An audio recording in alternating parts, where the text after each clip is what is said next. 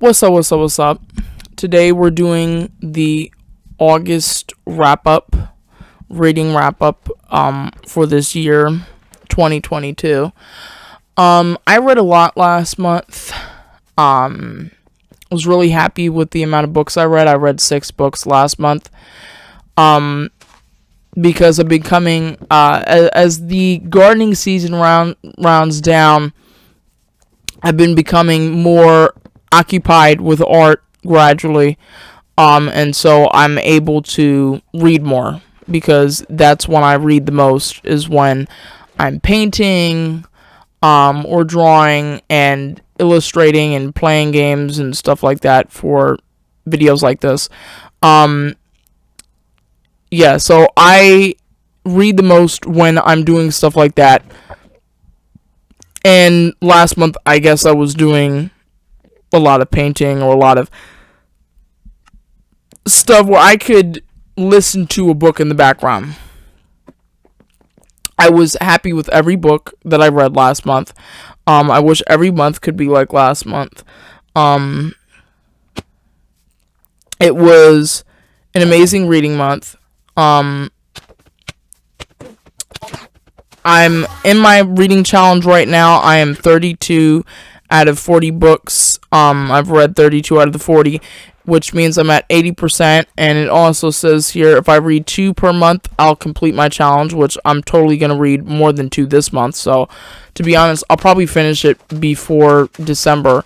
That's what I see happening, because I've got like 7 books taken out on my Hoopla right now. So, it's pretty crazy. And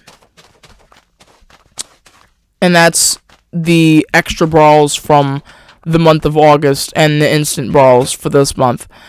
I'm definitely probably going to read a lot this month, because I've got art to work on. And more details will be coming on the specifics on that soon. I'm really excited about what I'm working on this month. It's pretty interesting. So let's start off with saying, I guess, this. I'm basically going to do an overview of the Scythe series, because I read all 3 books in a row this past month in August, okay? I read Scythe, I read Thunderhead, and I read The Toll, okay? And I'm going to be describing each one in depth, basically, and why I enjoyed them and why I did not enjoy the last one as much as the first 2, okay? And why the second book was the best. So when I'm ready to give spoilers, I'll put a timestamp on the screen so you can fast forward to, if you're interested in reading these and don't want to get spoiled, to basically fast forward past the spoilers. So I will give that warning when it's needed, and I'm just going to hop into it. The first book, Scythe, was amazing. It hooked me. The plotline was intriguing. In a lot of dystopian series, I would say the first book does the world building, okay, and it's kind of the stakes are high, but they're not crazy high. The second book, things really, hit a climax, and things really start to take off in the story. And then the third book usually is flat, okay? It's decent, but it's a drag usually, and I found that with basically almost every trilogy I've read with dystopians, and it's basically, it follows the same pattern, and this series was no different. Now, that's not a bad thing. It's just that the last book is usually slow, okay? And that's what I found with this. Now, that's happened to me with The Hunger Games. It's happened to me with Divergent. Happened to me with the Champion Quartet by Marie Lu. It originally was a trilogy, but now it's a quartet. The second book is always my favorite. The first one's always decent. The last one's usually always drag. Same thing with the Batch trilogy. It's the same thing. So basically, the first book is about Citra and Rowan. Okay. They both somehow come across, in the story very early on, they come across, Scythe Faraday. Now, what is a scythe? What is gleaning? Okay. In this world, everyone's basically immortal. It's Jared Kushner's paradise. And they're all basically immortal, and which means that there's no death. Even if they die, they get brought back to basically a resurrection center. I know that's not what they call it in the book. That's basically what it is. And they basically get brought back to life, okay? And so they have to simulate real death. They have to emulate that, because if they're all mortal, it's just gonna go to shit. You can't have,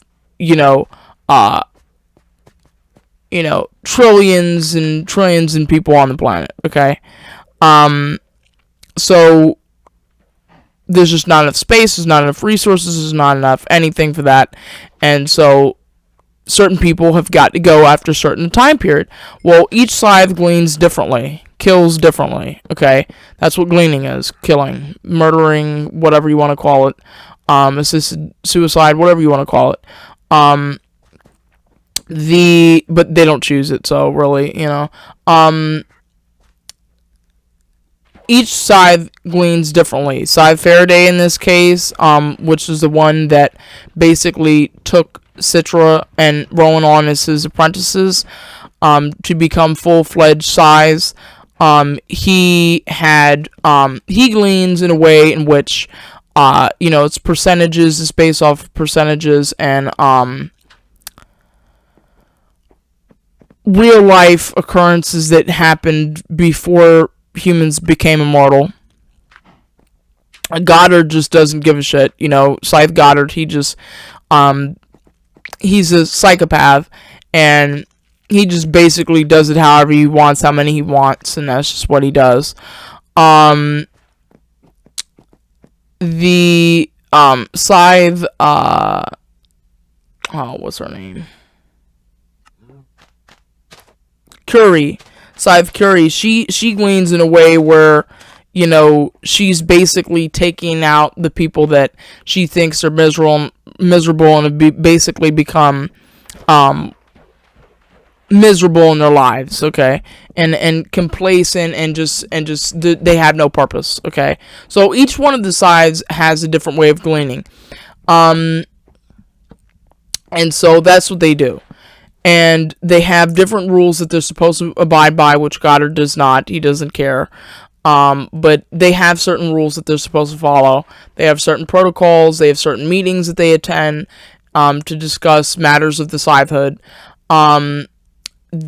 Basically, the pros of becoming a scythe in a society like that, is their families are given immunity, which means that they cannot be gleaned as long as you are scythe, or as long as you are a scythe, and you're basically given free stuff. You want for nothing, you wish for nothing, because everything's thrown at you. And the other thing is, no one can really mess with you, because they will be dealt with. No one can mock you or mimic you or basically become an imposter, because that's an offense in this world. And so that's what they have. Now, in the first book, okay, let me see if I can get this, if I can pull this up. Okay. So I really enjoyed the first book. It did a lot of the world building. It was a lot of explaining. That's usually what the first book is like. It was very I love dystopian anything. Everybody that knows me knows this at this point. I love dystopian movies, books, art, music. I love it all. Okay, I have a sick fascination, some people think, with the end of the world, which I'm not gonna lie, I am fascinated by it, but I don't think it's, um, I mean, some people may think it's unhealthy, my obsession with the end of the world, but okay. That's each to their own, okay? I would say some people have a sick fascination with utopias, okay? Because everybody's trying to make this world so perfect, and it's just not ever going to be that way, okay? Anyway, the point is, I am obsessed with stuff like this, and I thought it was a unique plot line, and I thought it's something that, I haven't really seen before, and I thought it was written extremely well. If you don't know, this author, Neil Shusterman, has also written a quartet, which is, from what I understand, even more disturbing, of a reality, and I have 2 of the 4. I need to get the other 2. I haven't been able to find them. It's so difficult to find his books. In fact, I don't even have physical copies of this trilogy, okay? And again, for someone that's always looking for dystopians, that's basically unheard of, okay? Usually I'm able to find dystopians easy, but these are not easy to get my hands on used. So I know I could probably get on eBay or whatever, but I'm seriously just waiting for a day where I see them in a thrift store or in a book sale or something. But I totally loved this first book. It was really good, but I'm just gonna give a little more detail with this. So Citra and Rowan are basically high schoolers. Rowan had actually witnessed how he met Scythe Faraday, is he had witnessed Scythe Faraday glean one of his schoolmates, and Scythe Faraday's reasoning for this was he drinks alcohol at a young age, drives around, and basically in the old world of, in the old world, that kid probably would have died from drunk driving because he's reckless, okay? Citra, she ends up meeting Faraday, and basically Faraday comes to her house to glean the next door neighbors, although while they're having him in their house, they're not aware of that, so they're sitting on the edge of their seats, waiting for him to basically get rid of one of them. And it does not happen. He just went there for dinner, and he went off to go glean their neighbors or whatever, but that's how they met, okay? And, blah, blah. They're both extremely rebellious against the Scythehood.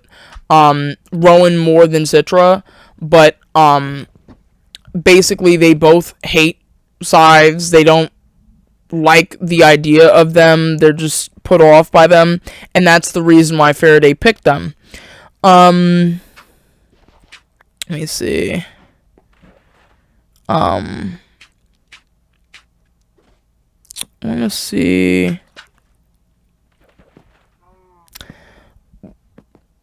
what exactly happened, because I know. Okay. Okay, yeah. So I read these, but there's certain details that I just need help on, so I'm just looking up different summaries of it, because I remember it, but I'm just trying to jog my memory here about what exactly the first one was about. So basically, there's an AI, okay, an artificial intelligence, called the Thunderhead. Now, that's elaborated more on in the second book, but in the first book is basically used for research purposes and stuff like that, the back brain, because the Scythes are not allowed to communicate directly with it, because the AI cannot be involved in the gleaning of humans, okay, because that would just fulfill basically the humans' worst nightmare about AI and robots taking over and basically annihilating humans. So they have nothing to do with the Scythehood. Now, they can hint towards things, but they cannot, they seriously cannot get involved, they can't get involved with anything physically, really, but they do have their own, group of people that work for the Thunderhead, but they're not allowed to get involved physically or even comment on really anything the Scythehood's doing. They have no control. Okay, the AI has no control over it. So that's in there, and then it says, so basically with the whole immortality thing, they have the ability to reset the clock only back so far. They have the ability to reset themselves to look at the youngest 21, but then in the first book, it was either the first book or the second book, it was made known that they were basically trying to go even further back, which is disturbing to me, but, that wasn't really elaborated on, but just the thought of that was disturbing. Because why would you want to become like a 16-year-old, like, that's creepy. It says, the other thing that was present in the world building, was they have, like, an ability to, kind of like, it was kind of more like Brave New Worldish, this particular, part of the book. They have this thing called nanites, which is basically in their body, and they can adjust their emotions and their all of that with these things. So it was kind of like very Brave New Worldish, where it's like if you felt sad or upset or you felt angry, pop a pill. But this is a little bit different because it's in their body. It's part of them. Let me see. Blah, blah, blah, blah. Yeah, it says they're the only group of people, the Scythehood, that are not controlled by the Thunderhead. Instead, they have their own democratic form of organizing and making decisions. The Thunderhead is not allowed to watch them or store data about them. But they're given immunity. I already said that. Yeah, they're recognized by the robes, so they're able to pick their robes. They're also able to pick their name when they become inside, because they no longer become, they have to be disconnected from their past self because they're not that person anymore. So they pick their name and they also pick a color, and basically, yeah. So that's when they get initiated basically into the thing. Let me see.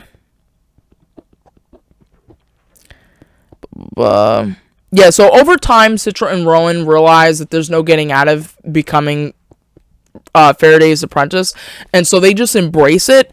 And honestly, at first, really, in my opinion, competitive, and then it slowly starts to go somewhere, but not really. It never got all the way there.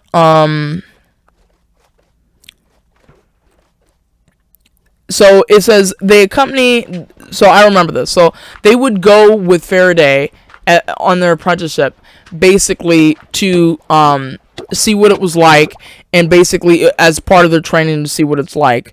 Just like if you became like a cop or whatever, you would most likely do like a ride around or something with, I don't even know what the hell they call them things. You know what I mean? Ride along, whatever the hell. With the cops. So that's basically what they did. And blah, blah, blah.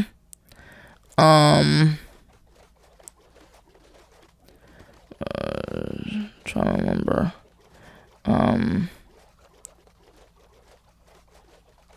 Oh, okay, so I remember what happened now.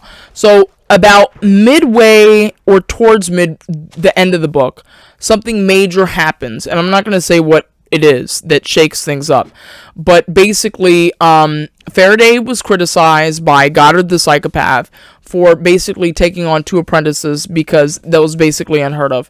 And Faraday basically knows that Goddard has it out for him. And something is done to shake things up. Now, after the thing happens that shakes things up, the competition is still on. It's just on in a different way, okay? And, you know, they both get trained, just not in the way they signed on to. And then it gets really, really interesting and basically twisted at the end, okay? And, you know, Citra finds out some things. Rowan kind of in the dark, not really. And they both basically know that things between them will never be the same because it's not the same dynamic. And it's basically pretty ruthless. It gets pretty ruthless towards the end. And the drama of the whole situation, I mean, that's what I needed, y'all. I needed, like, a break from actual reality, and that's exactly what this series did for me. It gave me a break from reality, and it was like, I was so involved in a drama and all these books and stuff like that. The drama was just, it was so much.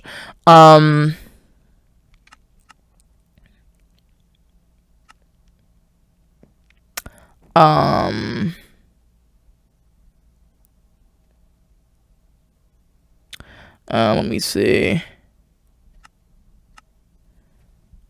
So, I'm trying to remember exactly how this ended. So, it says, I don't want to say what it says, but I'm just reading it.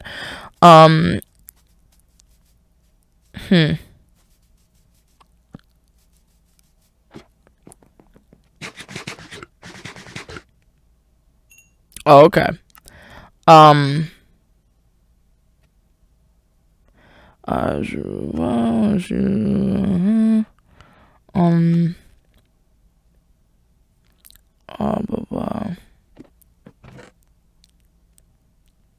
Okay, no, so it was supposed to be a fight to the death. It was a competition to the death.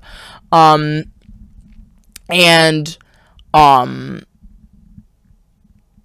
I guess it became that, because I don't think it was going to be that, unless I was wrong. Anyway, the point is, things get really twisted at the end. They barely even recognize each other. They're fighting it out, dueling it out, and then one person comes out on top. Now, this is where I'm going to say, I'm going to put the marker up on the screen to where you can fast forward to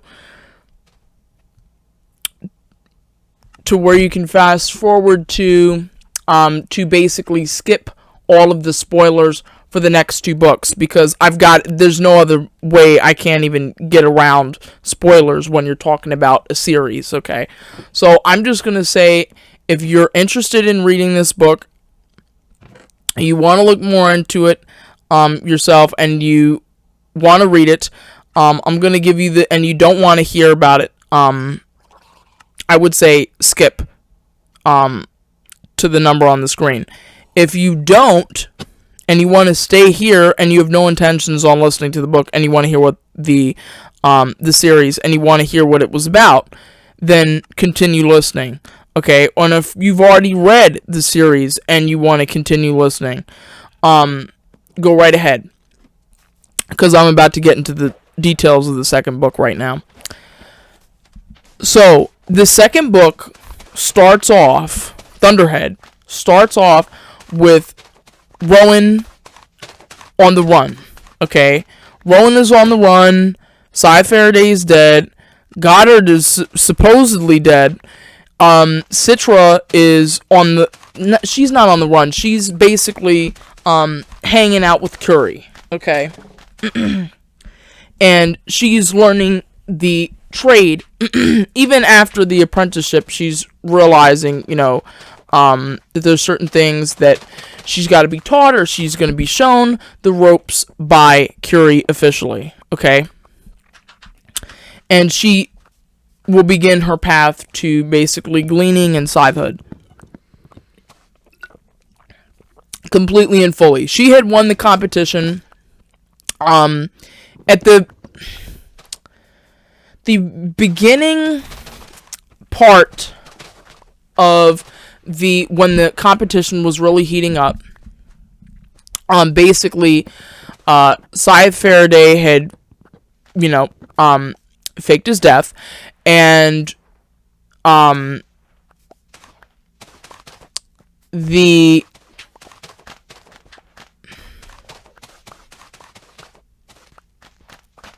had faked his death, and what had happened was,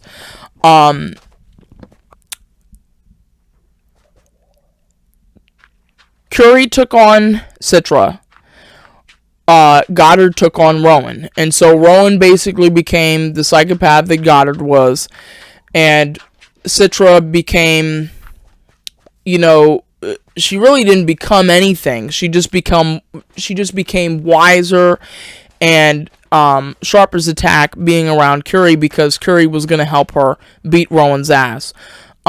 Because Rowan had basically shown his true colors. He basically had to become Goddard, even though he didn't want to be.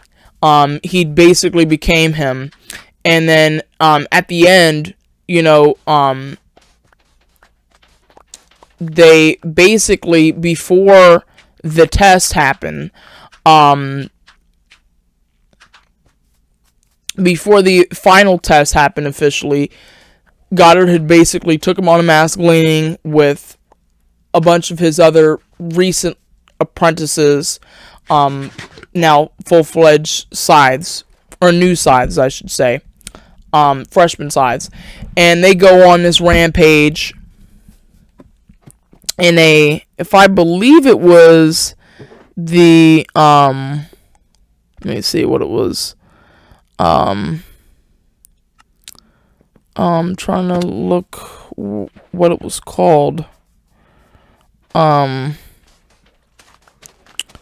Tonist, okay? They went to like a Tonist monastery or whatever you want to call it, and hide out. And they go in this place and they just absolutely tear it up. And so it ends with Rowan doing something that he probably shouldn't have done. And it just gets absolutely insane.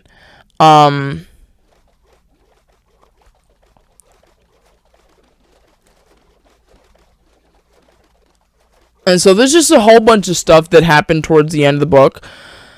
The end of the first book. But Thunderhead continues with the drama of the end of the first book. And so, like I said, Rowan's on the run. He's, gleaning without a basically license to do so. He's not a real scythe. During the first book or whatever, he was brutal, too brutal. That's why I think he didn't end up becoming a scythe. Brutal to Citra, even though, they were kind of, becoming something. I mean, sort of becoming something.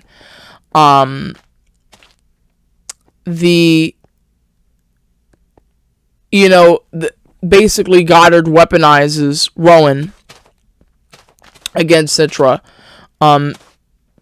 Make sure he's as brutal as he possibly can be, because he realizes Citra is basically looking into things that she probably shouldn't, and Goddard doesn't like this because he's finna get exposed, and so the drama there heats up, and so the drama between her and Rowan heats up as well in the first book. But Thunderhead continues with basically Rowan on the run, because, like I said, he gleaned and started gleaning scythes he started gleaning scythes, actually, and started to visit them like a vigilante, V for Vendetta type character. And he visits them each one by one, the ones that are basically no damn good, from what he, looked into. And his name basically becomes Scythe Lucifer. He puts on the robe, he becomes an imposter. Everything he does is totally illegal in this world, but they can't seem to find him. And so he's on the run. So he basically becomes this Grim Reaper type character, I guess you want to say, because even down to the whole Scythe thing, I guess that's who he becomes. He becomes like the Grim Reaper for these twisted scythes. And like I said, he's not a real one. He's an imposter. He's a fake. He doesn't have the gemstone ring. He doesn't have, his family is not immune from gleaning and all of that. So he basically becomes this imposter. Citra basically makes it her mission to change the Scythehood for the better. Citra then becomes Scythe Anastasia, based off of the Romanov, which I thought was interesting that Neil Shusterman would make that because basically each Scythe, they choose a name, but the name has to be of someone from the past. So like, artists from the past, scientists from the past, politicians from the past, different figures from the past. So there's all types of Scythes, but they're all named after people from the quote-unquote old world. And so I thought it was interesting that he picked that because, something happens in the second book that basically she survives. If you don't know the history about Anastasia Romanoff or whatever, you won't understand why it's interesting that Neil Shusterman had picked that to be her side name. But anyway, she, gets shown the ropes by Scythe Curie, and they're basically both trying to take down Goddard. Or what I should say, because Goddard is basically nowhere to be seen, what I should say is Goddard's crew that he left behind. His, basically, the people that he had influenced is what I should say. And so basically, Thunderhead, let me explain why Thunderhead was my favorite, okay? It was because it was paced extremely well, I thought. I thought the book was paced extremely well. It didn't get boring. It didn't get, it just didn't get boring. Like I said, the stakes raised, everything got, more exciting. The ramping up of all these different stories and stuff like that, the understanding of, the Thunderhead and what the Thunderhead was, it was amazing. I think it was. So basically, they search for Rowan.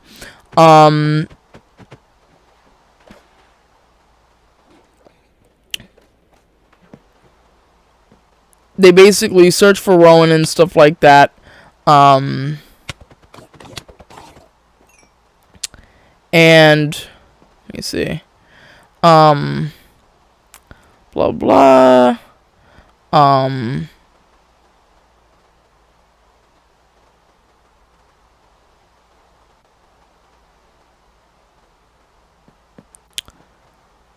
So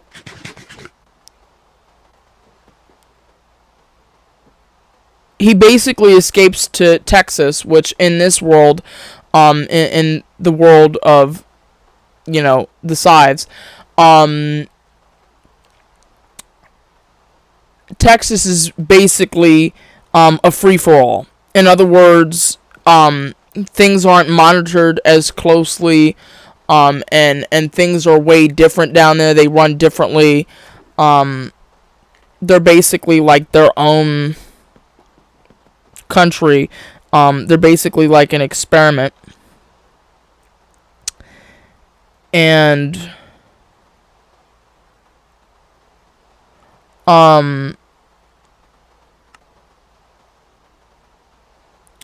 in this book, we are introduced to a third character, which is important character. I would say there's three main characters to this series. In the first book, it's Rowan and Citra. In the second and third books, it's Grace and Tolliver, Scythe Anastasia, aka Citra, and then Scythe Lucifer, aka Rowan. And Grace and Tolliver is basically tested, and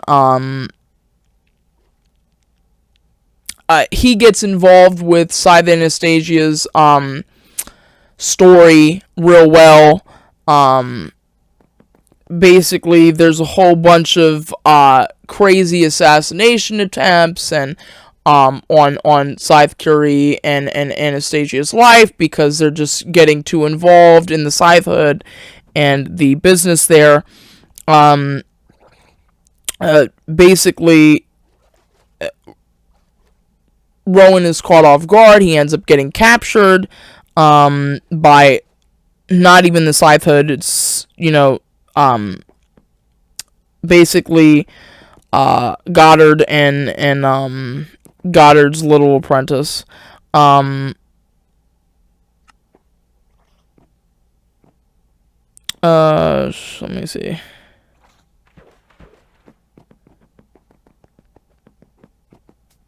Faraday ends up showing himself and revealing that he didn't die and that he faked his death, and what his next mission is and what his goal is to try and fix the Scythehood, because and he had thought, gleaning himself or faking his death would somehow help Citra and Rowan, and that they wouldn't have to go through and basically die, or at least that's what he had thought.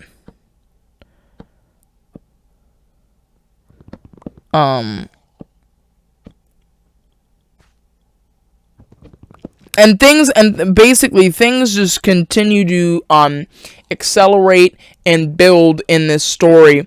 And I won't get into all of the, details, because it's just not important. But it continues to accelerate, and the stakes get raised and raised and raised. And there's a lot of crazy stuff that goes on towards the end of this book.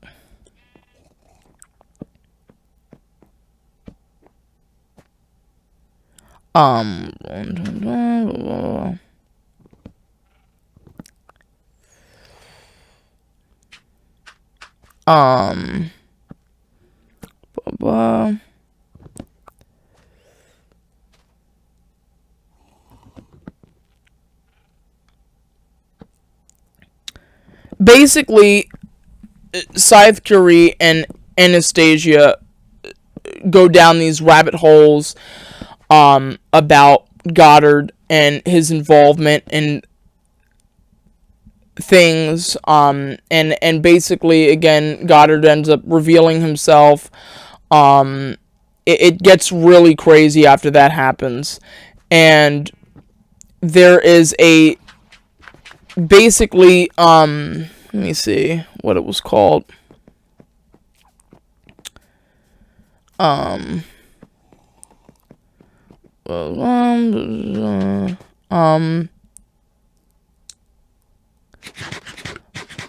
they all end up at the end of the book, okay? Not all of them. The only one that isn't on this island basically is Faraday, because Faraday is looking for the land of Nod, which is, he thinks, is a key or a clue to the founders and their plan should things all go to shit, basically, which is exactly what was going on.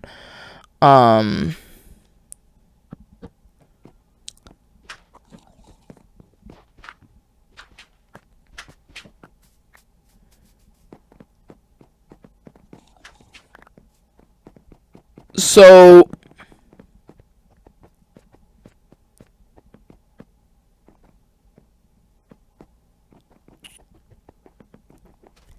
they're basically on an island, right, Endora, and at the very end of the book, and somehow Anastasia, Curie, Goddard,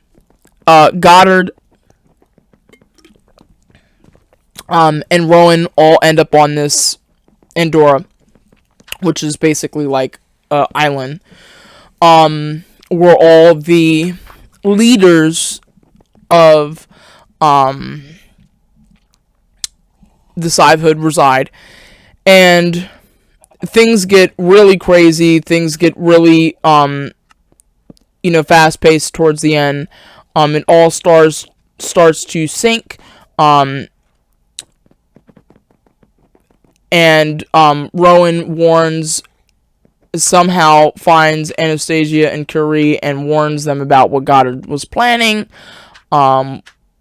with the leaders of the council and on these particular matters, because the thing that they were going to the council about was whether or not Goddard was technically a full human, because all that was left of him after the burning down of the Tonist hideout that basically Rowan had done, all that was left of Goddard was basically his head, and he had used Rowan's friend's body to supplement what he didn't have, and basically to survive. And that was not, the friend didn't consent to that, he's not technically, and so basically Anastasia had brought up, how much of him is a Scythe? Is he really the full, can we even consider him a Scythe, because the rest of his body's gone? He's only, what makes up a human? What makes up, they're not even really human. What makes up a Scythe? Is it 10%? Is it 100% of your body has to be there? Like, what is it? Okay. And so Goddard, knew that basically Anastasia was going to win her point to the council. She's very persuasive. And that's what ends up happening, and Goddard ends up sinking the whole damn island like the Titanic. And they're all sinking. They're all going to sink. And apparently, even though they're immortal, apparently they don't know how to swim. So, and apparently, they don't have lifeboats because they don't think that they're going to need them. Apparently, I don't understand that. How can you be immortal for and be alive and around for 200 years and not know how to swim? Okay, I'm just sorry, but I just, that was the only plot hole that I saw, really. But anyway, they all start to sink. Curie ends up slaying basically the rest of them to for mercy, because they're all gonna slowly drown. So she doesn't do that. She ends up gleaning them all, and then somehow she ends up storing Rowan and Citra away into this room that's basically airtight, and knowing that eventually Endora will be found, and that they will somehow be revived, and that's her only chance of getting them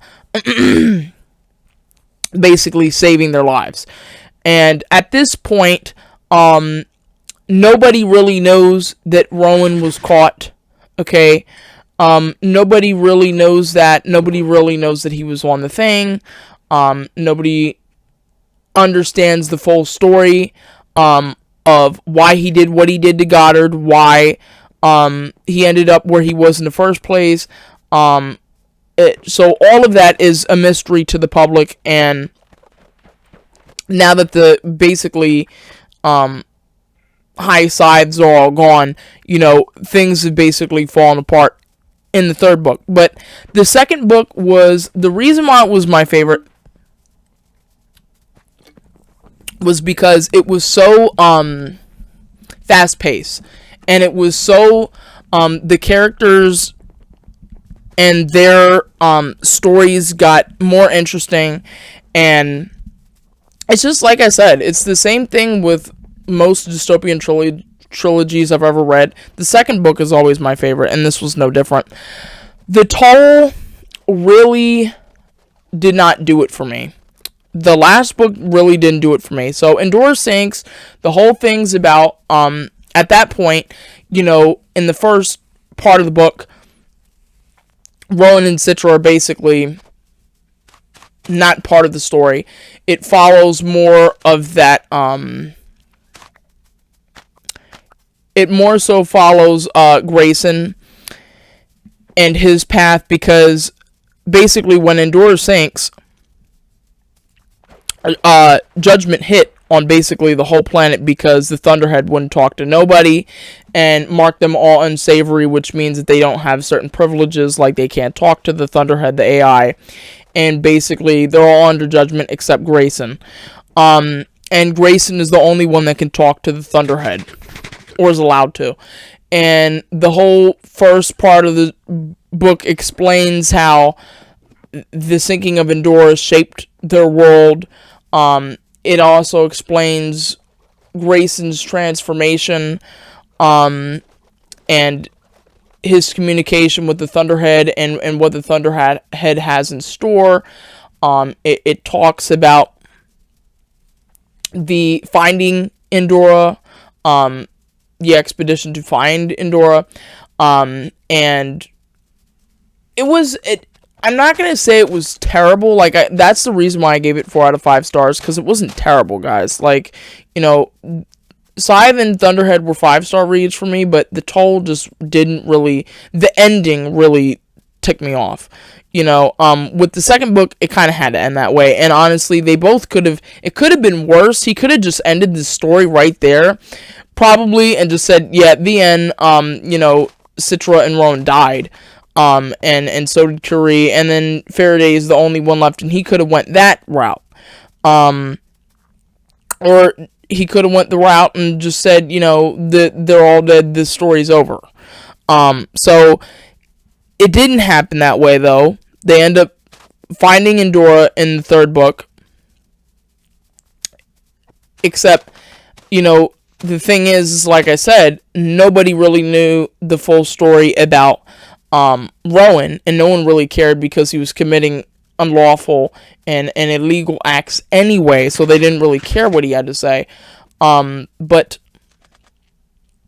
they didn't really have the full story. So they basically, Goddard had framed the sinking of Endora on Rowan, and so when they find the bodies of Citra and Rowan, the guys on the ship are basically freaking out, because Rowan is, they think he sunk Endora. They think they found the culprit. They think they found, they know that he, killed all those Scythes. And so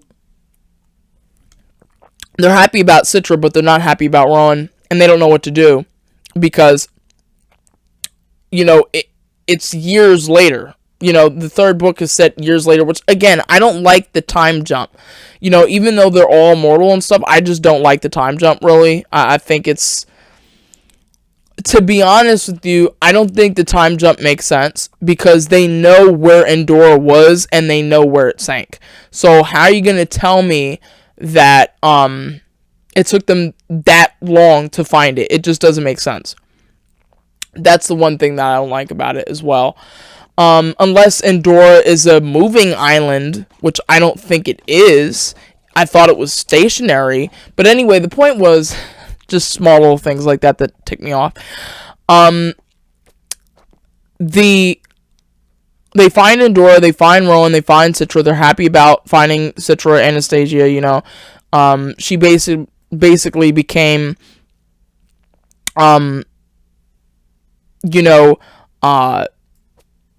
symbol for the sinking of Endora. And honestly, like I said, guys, what's interesting about Neil Shusterman choosing that name is Anastasia Romanov. It's rumored that she didn't end up dying, like her family died. It's rumored to this day that she's still alive somewhere, and that she had escaped the brutality, the brutal killing of her and her family. So that's why I think it's interesting that he chose that to be her name, because it's kind of similar. It's like she, in the book, Citra ends up, dying in the public eye, but then she comes back and like everybody, she's okay. So I thought that's why I thought that was interesting that he chose that name for her. But it was good. It just wasn't great. And then so then it goes more into Faraday and him trying to find the land of Nod, and him talking to the librarian and I think it was the Library of Alexandria, or the new Library of Alexandria, or whatever, that they were, has all the Scythe diaries and stuff like that. And it just goes into his quest to basically find it. And so that gets kind of interesting. And then eventually, somehow, all of these stories end up converging, and it's just too much to describe, but all the stories end up converging. At the end, they all end up on this island that Faraday found, and Goddard ends up finding out about it, and comes to basically ruin their day, and decimate the island. Just absolutely decimate it. They're preparing for like this rocket launch or whatever to escape. And it just gets insane. And to me, the ending sucked. Like, to me, the whole rocket launch thing, and that was one of my problems with watching the 100, because I just don't like the whole space travel stuff. Like, to me, it's just stupid. It doesn't make sense. It especially doesn't make sense because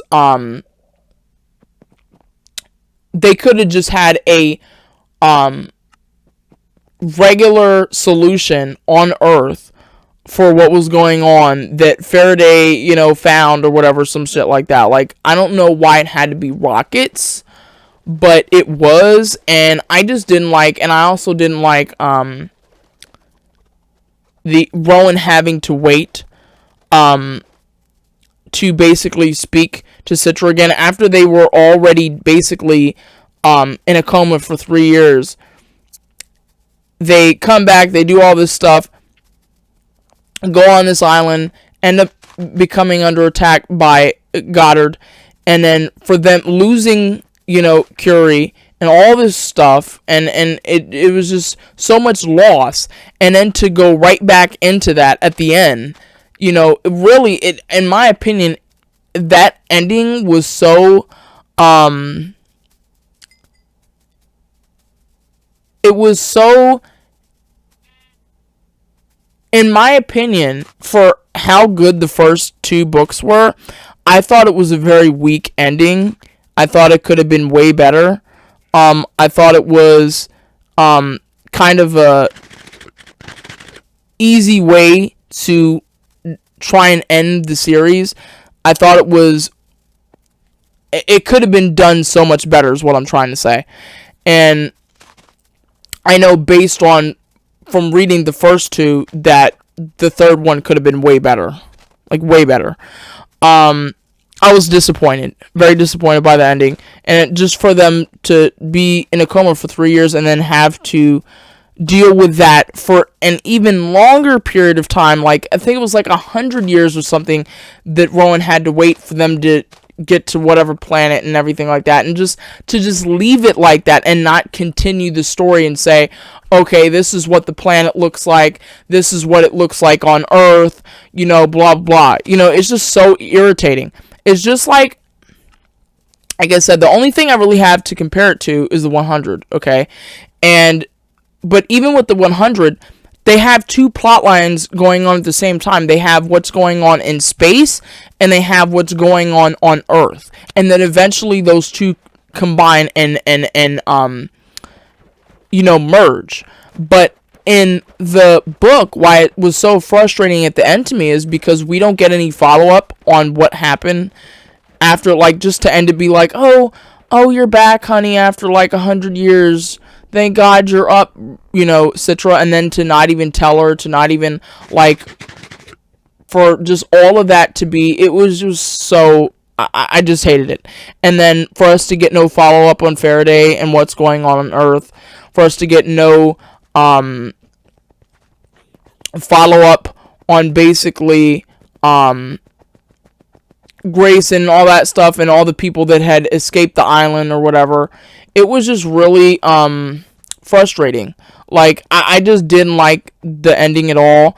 I thought Faraday's attitude towards the end was, like, it was just all types of weird. I thought it was written weirdly. The last book is what I'm trying to say. And I think most dystopian books, the trilogies, the last book is always written weirdly, and always, it's never a fantastic ending.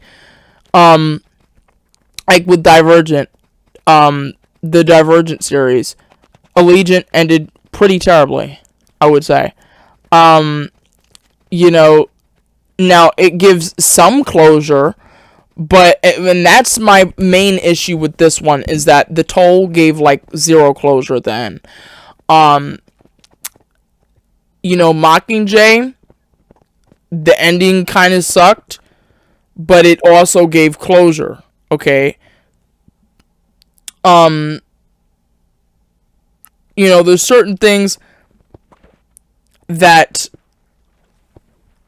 I've learned with these dystopian trilogies and stuff like that. Like I said, the second book's always the best, the third one's always the least. The absolute worst. But they usually give closure. This didn't give any closure. It was just like, oh, she woke up on the rocket, and then you don't know if they survived the planet. You don't know if they, it was just, I just thought it was weird. Okay, guys? So that's my complaint about the last book. But all in all, I would say that this series was fantastic. Like, literally fantastic. I would recommend it to everyone. Yeah, the last book may not, like, be really doing it for me, or really for anyone. But I would still read it just because it's an interesting story, and the drama and the plot line, it was just unique. You know what I'm saying? It doesn't read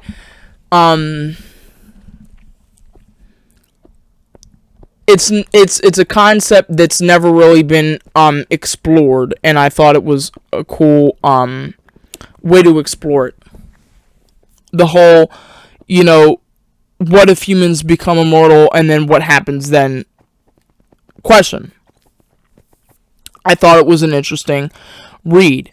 Like I said, I would totally recommend it. Now, there is a fourth book that's coming out this year, I think this November, that I think it's a short story compilation for the Scythe, like, universe. I think the series is actually called Arc of the Scythe or something like that. But anyway, that's coming out this year, and I'm kind of really excited about that because I don't think it's going to give closure because it's just short stories, but I'll be interested to see what's in there. And I have seen on his Instagram him asking if he should write another one, which I would say absolutely, okay? And it's never too late to go back, and that's what Marie Lu has shown us, okay? Marie Lu her series was originally a trilogy. She fucked up real bad on the third one, okay? She didn't give us the closure we deserved, okay? So do you know what she did? Years later, she goes back, she writes a fourth book, and gives us the proper ending, okay? That's what Neil Shusterman, in my opinion, needs to do. He needs to go back, okay? Figure out what he needs to do to give us the proper ending we deserve for these characters, and do that. Because the way that he just left it on a cliffhanger with everything like that, it's not okay. Okay, nobody likes being left on a cliffhanger after investing their time into 3 books. Okay, especially when you're in it for 3 books straight, like I was. I want a proper ending. Okay. So that's what he needs to do. He needs to go back, write the 4th one, and bring it to us and give us the ending we deserve. Okay. Now, he's not the only author that's written bad endings before. Okay. He's not the only author that's done that, but the point is, he needs to go back and fix it. Okay. Understand what I'm saying? He needs to go back and fix the damn thing, because I was very disappointed with the ending. Okay. And so, but like I said, the second book was amazing. The vibe was heavy. The vibe of the second book, I would say, is the heaviest. It was the quickest pace. It was a breeze. Okay. The first book, you're kind of learning, kind of getting the feel for the thing, and that's why the second book is always like candy. In trilogies, the second book is always a breeze, guys. And then it's the third book that always messes it up, man. But you need to give closure. You need to give your readers closure. So I say go and make a 4th book, Neil Shusterman. So that's my review. That was way longer than I really wanted it to be, because I've got 3 more books to talk about here. But it was necessary because, let me tell you something. These books are clunkers, guys. So, I mean, I could have went on for probably 2 hours if I explained every little facet in these books, y'all. But okay, let's go into the 3rd book I read this year. Not this year, oh my gosh. The 3rd book I read in the month of August was called China's Civilian Army by Peter Martin. Now, from the title, I was led to believe that this was going to be writing about the possibility of them using their civilians as basically an army should a World War III occur. Now, that's not what this book was about, though.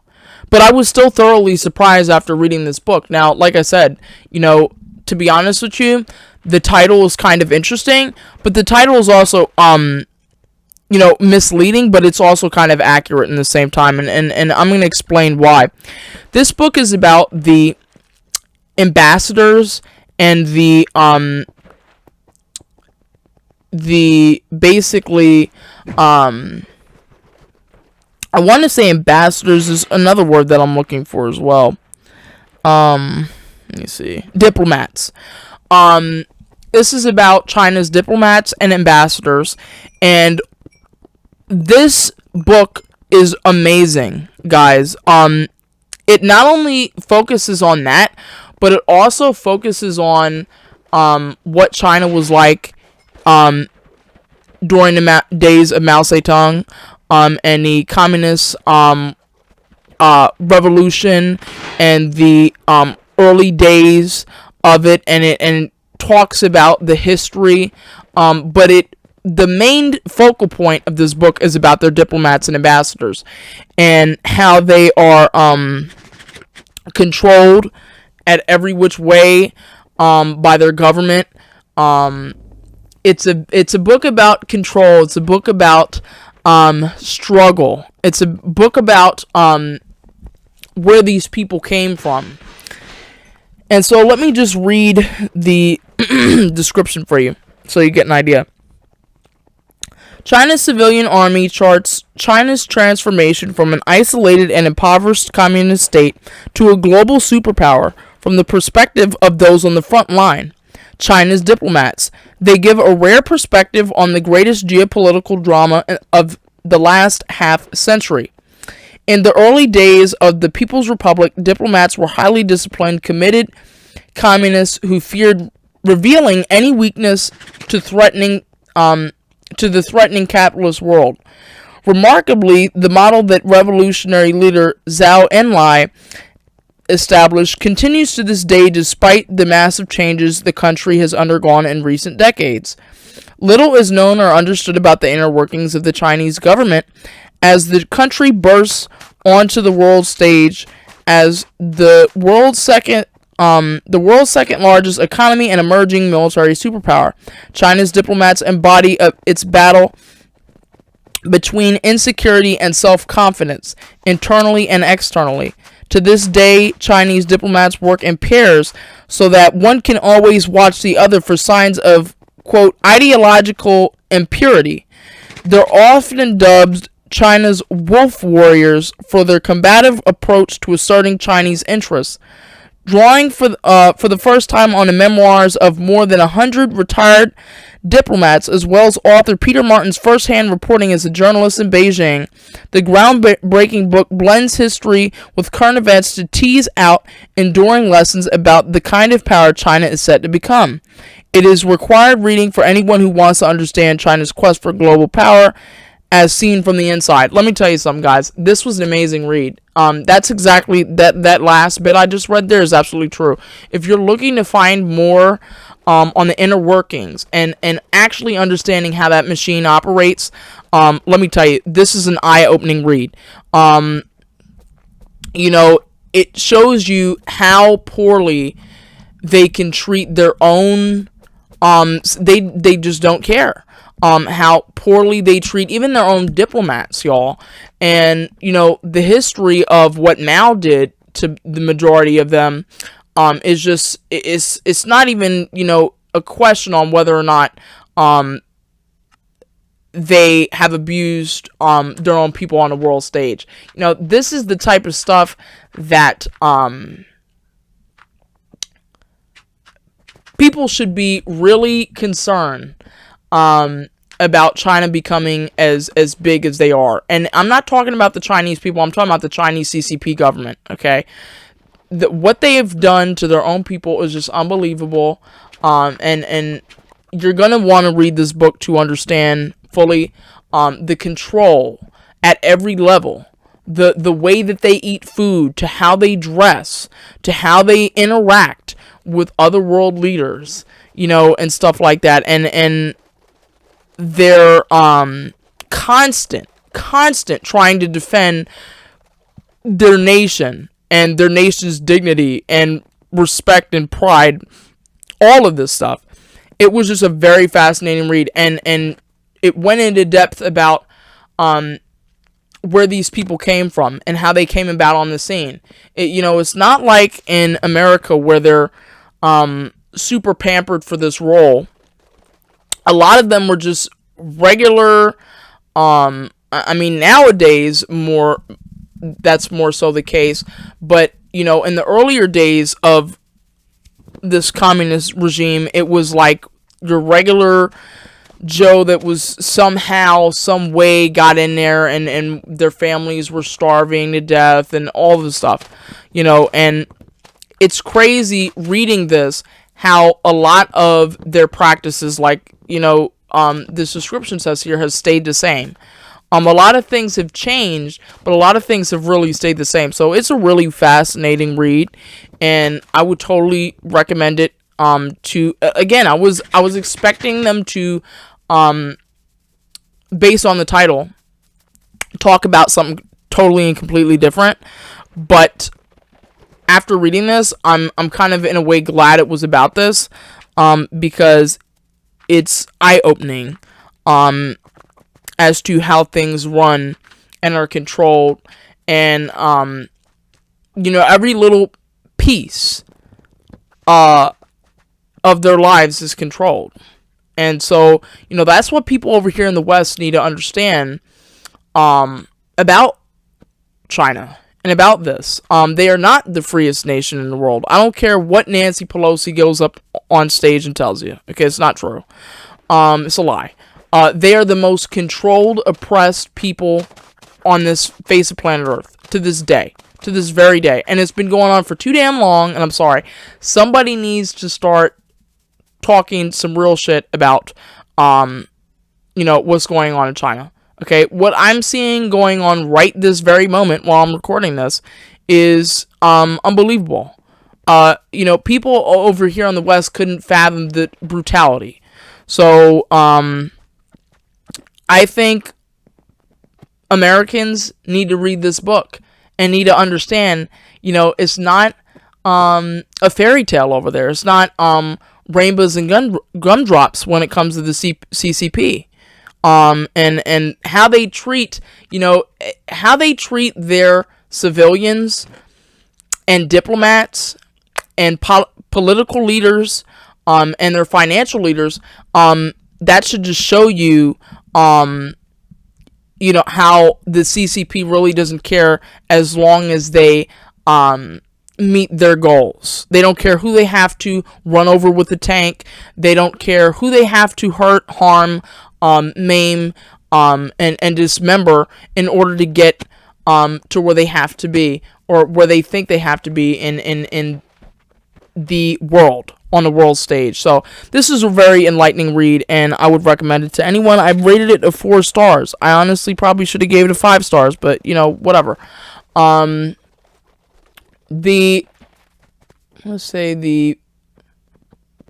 5th book I read in the month of August was called The Old Boys by Mark Giuseppe. Now, this was a bonus ball for the month of August. What made me read this one, I gave it 5 stars. What made me read this one is it's very similar to a book that I had read last year. Very similar to a book I read last year.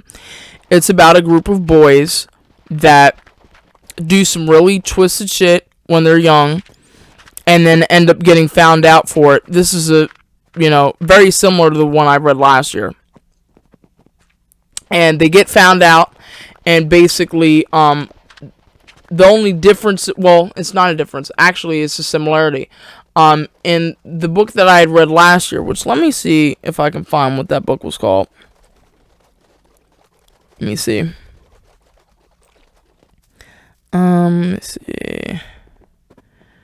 The book I had read last year that's similar to this one is called, if I can pull it up here. Anyway, it's about a group of boys. They do some really messed up shit when they're young. They get found out, and then somebody comes wanting vengeance on them. And it was very similar to a book that I read last year. I'm trying to get it pulled up, and it's not working.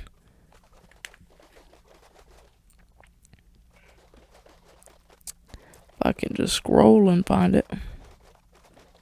It's not working.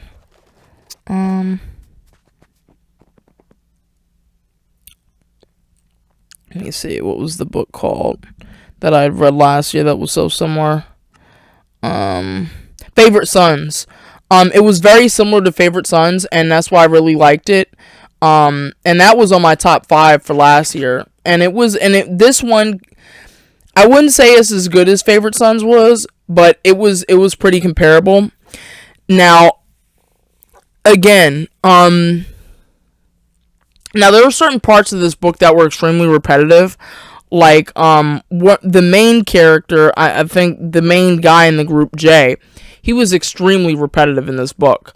Going on and on and on about his family and his kids and why he can't be there and blah, blah, blah, blah. So basically, it was a book about revenge and, this group of kids, now all grown up now, and basically vengeance, and revenge, is, basically, perpetrated on them, and they don't really know what's going on. They don't really understand. But let me tell you, it threw me for a curveball. Kind of not really. It was kind of surprising, but also at the same time not. The ending. And I will say the ending was kind of, the reveal at the end was kind of predictable, kind of not. And then the ending itself was again kind of predictable, kind of not. It was honestly kind of probably the best outcome, the only outcome that could have came out of all that. And I actually did something that I never do before for this book. While I was reading it, while I was listening to it, I usually don't make like casting, what do you want to say? I don't usually put together like dream casts for books that I've read, but this one I did it, and I kind of think like if they were to turn this into a movie, which I highly doubt it, because it's really not. I don't think this book is that well known, but I'm just saying if they did, I'm gonna put up the dream cast for this book that I did up on the screen. I think it's pretty accurate to how the characters sound in the book. Now, the requirement for this, though, was that they basically all had to be from the EU or the UK, because in this book, that's basically where the characters are from, so that was my requirement for this. But I think it came out good, and there's one character that I was missing in this. I made this pretty early on, this Dreamcast, for this book, but towards the end, there was a character that came about that I probably could have casted for, but didn't. So, yeah, this is my Dreamcast for that book. I don't usually do Dreamcast, but, I thought, why not? The last book I read in the month of August was called Such a Good Wife by Serafina Novaglass. Now, in the month of, if I can find it,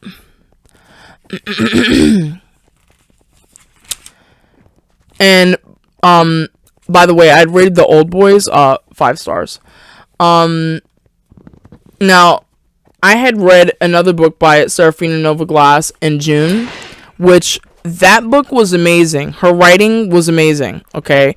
That book was totally, everybody in their mamas is talking about this author. She's becoming more and more popular by the day. She is really, really good. And everybody is digging her stuff. And let me tell you, she's an amazing domestic thriller author. Well, Such a Good Wife, there were similarities with this book and the book that I had read previously. On a Quiet Street by Serafina Novaglass, there were similarities, definite similarities in her writing. Certain minor, like, similarities, like the whole FaceTiming stuff while they're trying to gather dirt and stuff like that. And there were just similarities that showed up in, like, both the books. There were things that showed up in both the books that kind of felt regurgitated a little bit. But this book was definitely interesting. She writes domestic thriller so well. I mean, she is like the domestic thriller writer. She's so good. I enjoyed this book. I gave it a 4 out of 5 stars only because I thought it was very... The plot line was kind of basic, y'all. And the ending was kind of predictable. But because it was like the drama of it and because it had me on the edge of my seat, I gave it 4 stars. Like I said, it was a good read, amazing read. But I'm just saying it didn't like blow me away or anything like that. But it was an amazing read. So, currently I'm actually reading another one by her. This one's reminding me of actually, I'm not going to say what it reminds me of because it's not all the way true. I'm listening to Someone's Listening by her, right now. And because I want to read basically all the books she has on Hoopla. And, it's not bad, but like you can tell she totally improved as a writer, over time. But I'm listening to this one, but it's not like wooing me like the last two were. And it's just kind of like ugh. Like, I'm not really digging it, y'all, but I'm gonna finish it anyway. So that's what I read for the month of August. Yeah, amazing reading month. Totally enjoyed the Scythe series, the Arc of the Scythe series. He needs to make a fourth book, okay? I think we understand that. After about an hour of me ranting about the book or talking about the book, I think we understand he needs to make a fourth book, okay? I'm totally excited now that I've read this book, now that I know what all the hype is about. Now I know what the story's about and can talk about it with other people. The part that's really exciting, though, is now I have a book release to look forward to, because the short story compilation is coming out this year. So now I have something to look forward to, a release to look forward to. So that's exciting. And like I said, all the other books that I read, China Civilian Army was amazing. Old Boys was amazing. And then the Seraphina Nova Glass book was also really good. Like I said, this one, I would say I definitely preferred the other Seraphina Nova Glass I read. This one wasn't bad. But and she knows, like I'm telling you, that's her wheelhouse, y'all. Like, domestic thriller, like, wheelhouse. So great. I can't wait to see what this month is gonna hold with the reading and stuff like that. I was really happy to be able to finally get around to reading that series, though. And if I see it, I'm definitely going to pick it up. I want that in my physical collection. But now I know what all the hype is about. I really want to read his quartet, though. I need to find the other two books. But now I know what the hype is about. Would I recommend it? Yes, I would. Yeah, I would totally recommend people read that series. It's really good. The world building is just, like, amazing. Yeah, the world building is really good. I'm trying to think. What else did I want to say on that book? I totally think, like I said, I would totally can see that as a movie series. Totally can see it getting adapted in the future. Not in the near future, but just, like, in the future. And, I've seen different Dreamcasts for that too, and I could probably make one, but I just really liked the story. I just wish it had ended differently, because whatever. It was just not the best. It was not the best ending, y'all. I just really was kind of disappointed by that. I was kind of let down. But hey, it was a good series nonetheless. And I'm really excited to get into other dystopian series.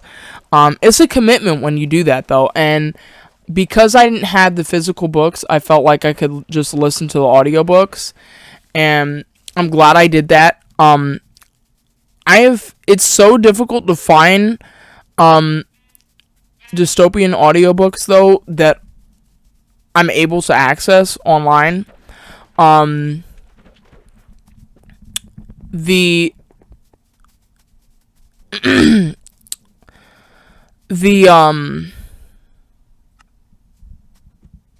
yeah, it's just, there's not that many, you know what I mean? Like, there's not that many dystopian series that have been adapted to audiobooks.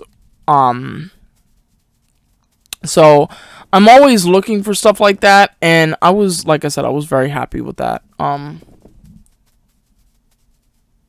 I am on the hunt on Hoopla, different platform, for than what I'd listen to these on. I am looking for dystopians on there, and I found a few, so I am happy about that. So, exciting month, eventful month. By the way, the background video you were watching the whole time was I've started multiple worlds in Minecraft like in the past few months because nothing felt right, and I've been trying to build certain things in Minecraft that the worlds that I was in just didn't feel right to me, but this one feels like I'm gonna like actually develop this one. And so what you saw me building was like basically a fishing dock. And so far in the world, I've created the tree house, which is my base for now, the cave mining system, which I put in, and then spawn, the basically the spawn build. So that's cool. And then eventually I'll explore, as soon as I get stocked up, I'm going to explore and try and build a bigger house. And, just play it like I used to play it. So I found a world that I'm comfortable with now. The last time I played Minecraft on here, I was in the process of building a house, and the world just didn't feel right to me. So I restarted. I started over because it just didn't feel right. And so now we're starting from scratch, and I'm trying to do this again the right way. It's just sometimes it's just like I didn't feel confident with the world that I was building, and the house that I was building in one of the last wrap-ups I had done. And so I just started again, and I really like this one, and I'm going to try and actually do something with it. So, yeah, I think it looks cool so far, though. But anyway, till next time, bye, guys.